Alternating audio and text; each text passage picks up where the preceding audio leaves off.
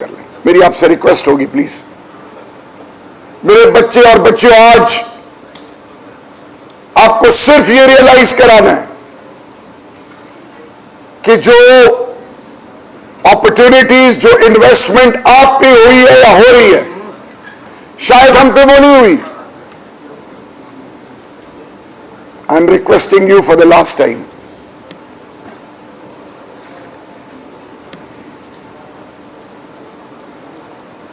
Sir please,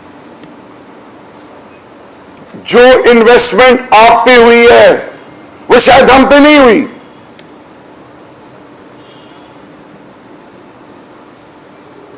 आज वो कौन सी ऐसी वजह है कि मुझे, की डिसीजन मेकर्स को, थिंक टैंक्स को आज यूथ की याद आई, और यूथ, पढ़ी लिखी यूथ जो डिस्ट्रैक्टेड है, डिसइल्यूशन्ड है, कंफ्यूज्ड वाइब्स दे रही है, और उनको रीच आउट करके उनको रियलाइज कराना कि go back to your roots. अब जितने भी आपके सामने ये पैनलिस्ट बैठे हुए हैं, they have got the relevant expertise. ये एक प्रोसेस से गुजर के इन जगहों पे पहुंचे हैं। इसी तरह जब आप कहीं कोई चीज अपने लिए, अपने प्यारों के लिए पसंद करते हैं, तो उसकी ओवरऑल स्ट्रेंथ एंड वीकनेसेस को गेज करने के बाद आप डिसीजन मेकिंग करते हैं। मैं आज जो आपके सामने बैठा हूं या खड़ा हूं, मेरे बचपन का दोस्त भी यहां बैठा हुआ, and I was an ordinary human. लेकिन जब मैं मेंबर ऑफ द पार्लियामेंट बनता हूं तो I receive a call from European union, and call क्या होती है कि there are 46,552 parliamentarians, and parliamentarians without borders have selected 16, and you are one of them. Selfless नहीं, आपको मैं सिर्फ बता रहा हूं। तो मैं सोच रहा हूं कि मैं तो बाहर से भी नहीं पढ़ा, कौन सी ऐसी वजह है कि वो मैं जानता ही नहीं हूं कि इनका काम क्या है। तो when I landed there, तो मेरे बच्चे और बच्चियों गौर से सुने। A gentleman who was sitting right next to me, his name is Kailash Nath, who was awarded Nobel Prize along with Malala. He is an Indian. Global March Against Child Labor को वो lead करता है। वहां भी मुझे एक अजीब सी कैफियत हुई कि मेरा इनके साथ कोई कंपैरिजन ही नहीं है। Why am I part of that so-called elite team? फिर एक और कॉल आती है मुझे, immunisation, Melinda and Gates foundation के तहत गावी अलायंस कि आपको मिड टर्म रिव्यू स्टॉकहोम में पाकिस्तान को आपने रिप्रेजेंट करने हैं। इमेजिन, मेरा हेल्थ केयर से दूर दूर तक कोई ताल्लुक नहीं, इम्यूनाइजेशन का मुझे 1% आइडिया भी नहीं था। एंड मेरे बच्चों और बच्चियों, मैं परेशान कि why I am invited out of 342 and पूरे नेशनल असेंबली सेनेट के एंड पूरे पाकिस्तान के फॉर्मर एक्स पार्लियामेंटेरियन या प्रेजेंट पार्लियामेंटेरियंस में, वाई देव चोजन मी। वहां जब लैंड किया तो मेरे बच्चों, अगेन बहुत सारे ममालिक थे,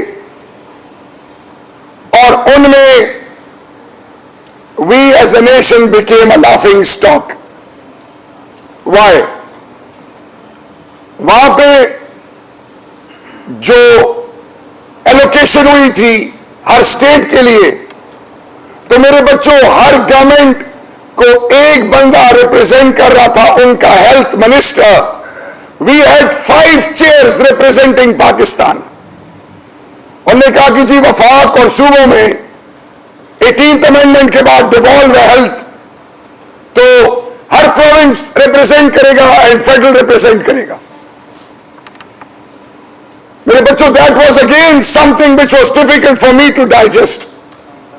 मैंने अपने एम्बेसडर को फोन किया कि इंडियंस भी आए हुए हैं, सब आए हुए हैं, तो आप लोग नहीं हैं। उन्होंने कहा कि जी आफरीदी साहब, हमारी 1 मंथ तक एंगेजमेंट्स हैं, हमारे पास टाइम नहीं है। And I was trying to understand the dynamics, and in the meanwhile 3 दिन के उस मिड टर्म रिव्यू में जब मुझे बोलने का मौका दिया, तो I could see Indians were making fun of our approach, and the rest of the global की stakeholders more or less in those days were of the opinion कि यार, जैसे हम कहते हैं, ये क्या मेरा मैच है, या ये किसको बुला लिया, या ये इंटरेस्ट नहीं लेते, या इनके पास रेलिवेंट प्रीरिक्विजिट्स नहीं है। So I got up, and the message to all of you now is, and in the end I said that when I come next time, Pakistan will become the feather in the cap of the global community, and you will see Pakistan in such a manner where it will become a precedence for the entire global community. तो ये जब मैंने कहा, तो again I could see Indians, तो मैं वापस आया, पार्लियामेंट के तमाम पार्टीज के पास गया। किसी ने कहा मैं अपने पार्टी के की स्टेक होल्डर से परमिशन लूं, जवानों के पास गया, and after 1 year when we talk of sustainable development goals, when we talk of national task force, Pakistan Parliament became the first parliament in the world who established National Task Force for Sustainable Development Goals in Parliament House, Pakistan, and the whole world started following Pakistan. This is known. This is now a known fact, and the whole world values that. Now, why I am interacting with the top-notch professionals for this particular initiative? We are living in a heterogeneous society. We are polarized in the name of religion, sex, and 100 different other things. We are divided in such a manner where, as a nation, we hardly realize our importance, and we hardly play bridging roles. And for that, the divine power keep on realizing us through catastrophes and calamities. ज़लज़ला होता है तो ये कौम एक होती है, otherwise बिखर जाती है। हम सिंधी, बलोची, पठान, महाजिर, पश्तून, गिलगित बल्तिस्तानी, कश्मीरी, शिया, सुन्नी, देवबंदी, बरेलवी, अहले हदीस, फिर ये डोगर है, ये आराई है, ये अवान है, ये पठान है, ये कबाइल है, फिर इन चीजों के बाद फिर ये राइट विंग है, लेफ्ट विंग है, सेंटर है, ऑर्थोडॉक्स है, कंजर्वेटिव है, लिबरल है, फिर फंडामेंटलिस्ट है, एंड बात याद नहीं रखती, ये एथियस्ट है, और फिर hybrid war, 5th generation war, which is targeting the youth of our nation, और वो तमाम डिजिटल एरेना में की tools is basically the sole objective behind those initiative is based on the approach of Lucifer and Freemasons, where me, myself and I is one way or the other injected to the core, and they are making you constantly realizing you to somehow undermine your ideology, to start compromising on your norms, values, culture, and above all, to start believing in such a manner that me, myself and I should be your ultimate objective in life. आज किसी बच्चे से पूछो, वो इंसान बनने से पहले एक पोर्टफोलियो, एक टारगेट बना के बैठा है कि मैंने ये बन जाए, बन तो जाए। वाइस चांसलर साहब के पास कितनी डिग्रीज हो, अगर ये इंसान नहीं है तो ये ना अच्छे बाप बन सकते हैं, ना अच्छे शौहर बन सकते हैं, ना अच्छे बेटे बन सकते हैं। एंड अबव ऑल, ये कभी भी इंस्टीट्यूशन को रन करने के लिए इनके पास रिक्वायर्ड प्रीरिक्विजिट्स नहीं होंगे। And what will happen at the end of the day? The entire system will collapse. And this what has happened to our motherland. We have started undermining ourselves. Self esteem खो चुके हैं, अपने root से disconnect हो गए, किसी और के कल्चर को अपना बैठे हैं। Imagine, education system is based on accumulation of wealth. This education system which is now haunting us to the core. Who initiated and whose idea is this? Jews. Economic system, capitalism, again is based on the phenomena of accumulation of wealth. Whose idea is this? Jews. Social system, where might is right and then status conscious approach is valued. अच्छी जगह रिश्ता देना, अच्छे brand conscious approach, बड़ा घर, बड़ी गाड़ी, बेटी या बेटे को बयाना, तमाम चीजें फाइनेंशियल एस्पेक्ट्स में वैल्यू की जाती हैं। दर्द, आजिज़ी, मोहब्बत, इखलाक, हया, इज्जत, मुश्किल में साथ देना, किसी की मुश्किल में किसी को कंधा देना, किसी की तकलीफ में। और इसी में एक बताऊं फाइनेंशियल सिस्टम की क्लासिक एक स्टोरी आपको बताऊं।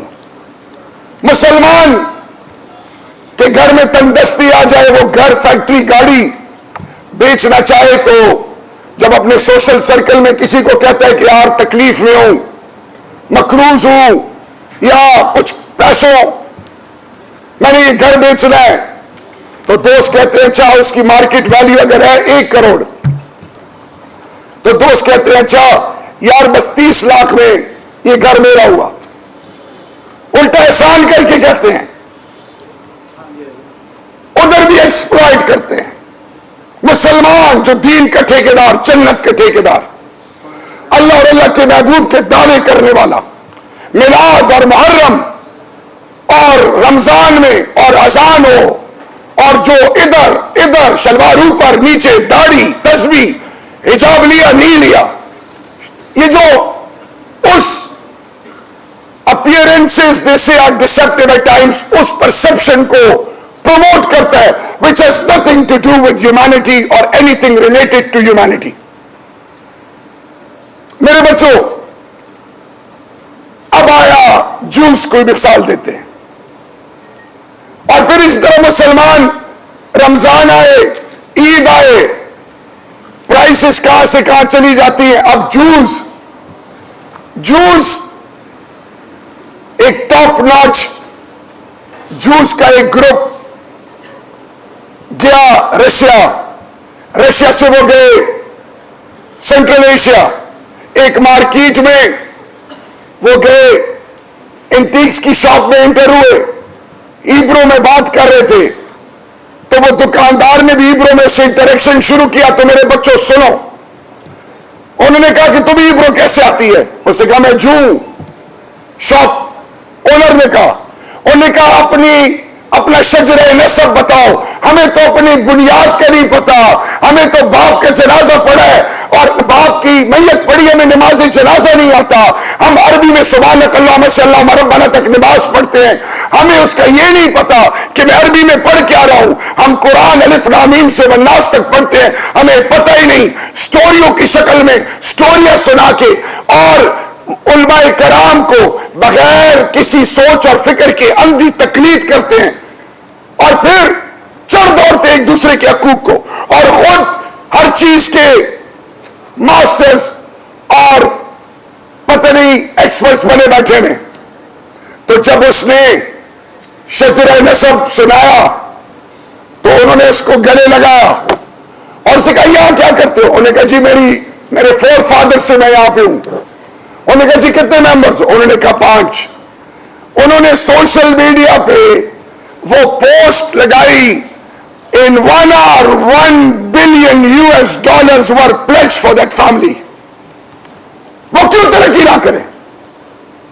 और हम we are here to humiliate each other, we are here to undermine each other in the name of religion, in the name of sect, in the name of so many other things.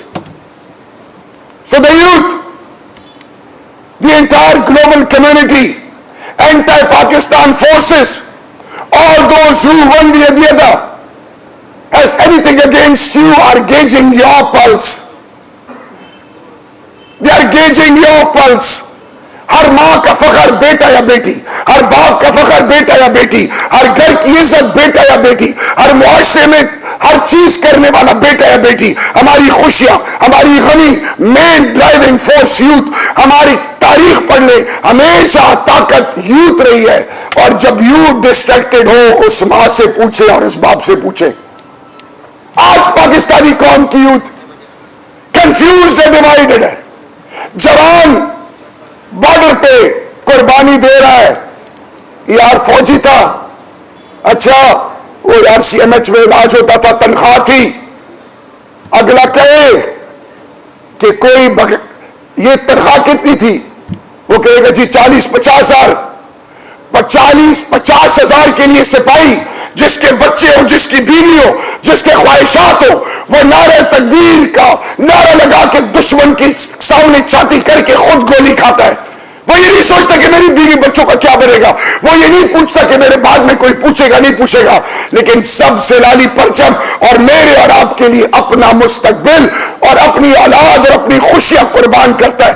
और उसमें भी हम doubt करते हैं। और आगे आए फिर वो लोग जो आपकी बुनियाद बने, जो आपकी इज्जत और आपके मुस्तकबिल के लिए सब कुछ कुर्बान कर रहे हैं। उनके बारे में इंटेलिजेंस एजेंसीज हैं, फौज खा गई सब कुछ, सियासतदान खा गए, वो खा गया, ये खा गया। मुझे फ्रीडम ऑफ वॉइस है, मैं PTM हूं, मैं बलोचिस्तान लिबरेशन आर्मी, मैं फलाना, मैं ढिमकाना, मेरी रियासत मुझे ये नहीं देती, मेरी रियासत मुझे वो नहीं देती। तो माय क्वेश्चन इज, इंडिया में 22 फॉल्ट लाइंस है। इंडिया का, हिंदुस्तान का मुसलमान, चाहे वो शबाना आजमी हो, चाहे उसका हस्बैंड हो, चाहे शाहरुख हो, चाहे आमिर खान हो, चाहे सलमान खान हो, जितने मुसलमान है, चाहे वो स्पोर्ट्स सेलिब्रिटीज है या परफॉर्मिंग आर्ट में या कोई भी है, मुंबई में प्रॉपर्टी लेके दिखाए, नहीं है उनको इजाजत। वहां पे घर वापसी प्रोग्राम, उनको कहा जाता है कि convert, you were forcefully converted from Hindu to Muslim and Christian, religion बदलो, otherwise citizenship amendment act, domicile law, the state won't accept you.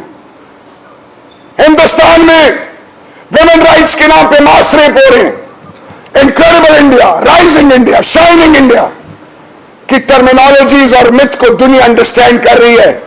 और आप the biggest war on land लड़ रहे हो, कुर्बानियां दे रहे हो, मस्जिदें, इमाम बारगाहें, मदरसे, घर, अस्पताल, फ्रूट मार्केट, बाजार, हर जगह उन्होंने हमें टारगेट किया। और तो छोड़े, हमारे बच्चों के गले काटे, दुनिया फिर भी आपको नहीं मान रही। 85% ड्रग्स अफगानिस्तान से मैन्युफैक्चर होकर पाकिस्तान में एंटर होती है। First line of defence, the world is still not valuing you. Peace keeping force, आसान हो जाए।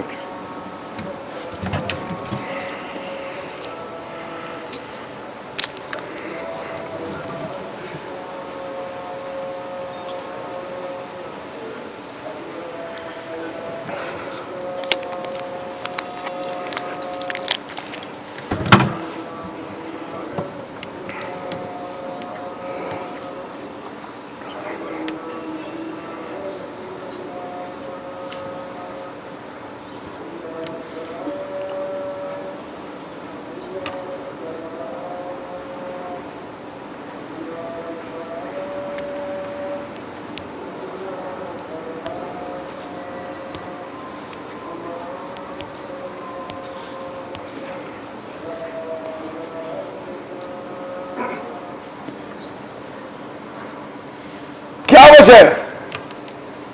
आज मुसलमानों की दुआएं क्यों कबूल नहीं हो रही? अभी जुमे की अजानों में मस्जिदें, बाहर रोडों पे दुआ नहीं कबूल हो रही. Something has terribly gone wrong because nobody is valuing you and you are constantly contributing. आपकी आसिया का केस हो, आपके मंदिर करक में मंदिर की बात आई, दुनिया ने आंखें निकाल ली. ब्लास्फेमी पे, हर चीज पे दुनिया आपको ढूंढ कहती है. गलती करो, financial action task force, terror financing, इसको ठीक करो, उसको ठीक करो, फलानी करो. कुर्बानी आप दे रहे हो. दुनिया में तारीख रकम कर दी है. Since 41 years you are catering refugees unprecedented in human history. 3 million Afghan refugees, 1 million Bihari, 1 million Bengali, then around 1 million people who have migrated from illegal Indian occupied Kashmir. Nobody is valuing you. क्या वजह है? सबसे बड़ी वजह यह है, आज सुने, आपकी क्वालिफिकेशंस, आपकी आइडेंटिटी, आपकी अचीवमेंट्स को सब डिस्कार्ड कर रहे हैं. उसकी वजह क्या है? दुनिया में एक super athlete Jahangir Khan, 555 unbeaten matches, दुनिया में कोई नहीं कर सका. हम उसको वैल्यू इसलिए नहीं कर रहे क्योंकि राहत फतेह अली खान से पहले नुसरत फतेह अली खान कवालियां गाता रहा, लोग सुनते नहीं थे. स्टीफन स्पील्सबर्ग, इंडिया ने टप्पा लगाया, इंस्टेंट हीरो बना. आतिफ असलम और अली जफर लाहौर पीसी में और दूसरे इस्लामाबाद की गलियों में फिरता था, F11 गिटार लेके, पटी हुई jeans. Nobody used to value. India गए, ठप्पा लगाया, इंस्टेंट हीरो बन गए. हमें तो अपने हीरोज बनाने नहीं आते. हम तो औरों को जब हमें कोई रिकमेंड करता है हम उसको वैल्यू करते हैं. And we are not to be seen anywhere. Why? क्यों? सबसे बड़ी वजह यह है, अब गौर से सुने, कि जो बच्चा अपनी मां को, अपने बाप को, जो बच्ची अपनी मां को और अपने बाप को, अपने बहन भाई और घर को वैल्यू नहीं करती, उनके घरों के शर्म हया के जनाजे निकलते हैं, खैर उनके घरों के फैसले करते हैं. दैट्स व्हाई एक शख्स बाहर कॉफी पी रहा है और उसे कहा जा रहा है, would you like to become an interim prime minister of Pakistan? आपके फैसले बाहर होते थे. आपके मुल्क के अंदर मदरसे, school, government school, private schools, elite schools, पूरी सोसाइटी को डिवाइड और पोलराइज किससे किया? इसलिए कि घर की ओनरशिप नहीं है और ऊपर रही सही कसर. शिकागो में सबसे ज्यादा क्राइम होता है. न्यू दिल्ली में चाइल्ड अब्यूज, रेप, आप सुने तो आपको अलार्मिंग बेल्स बज जाएं. क्या कभी CNN, फॉक्स ने, कभी BBC ने, अल जजीरा ने